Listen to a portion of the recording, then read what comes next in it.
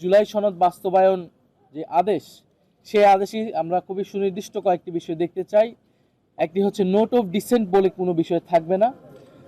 যেসব বিষয় ঐক্যমত হয়েছে অথবা ঐক্যমত কমিশন যেগুলোকে লিপিবদ্ধ করেছে সংবিধান সংস্কার বিষয়ে, সেই বিষয়গুলো সম্পূর্ণ গণভোটে যাবে এবং জনগণ রায় দেবে সেই বিষয়গুলো পরিবর্তিত হবে কিনা আমাদের সংবিধানে। দ্বিতীয়ত আমরা বলেছি যে গণভোটের মাধ্যমে অনুমোদিত হবে এবং এই যে আদেশটা হচ্ছে ডক্টর মোহাম্মদ ইউনূস জারি করবেন। ডক্টর মোহাম্মদ ইউনূস কর্তৃক আসবেন, কারণ এই আদেশের বা এই সংস্কারের ভিত্তিটা হচ্ছে জুলাই গণ অভ্যুত্থান এবং জুলাই গণ অভ্যুত্থানের যে জনগণের সার্বভৌম ক্ষমতা।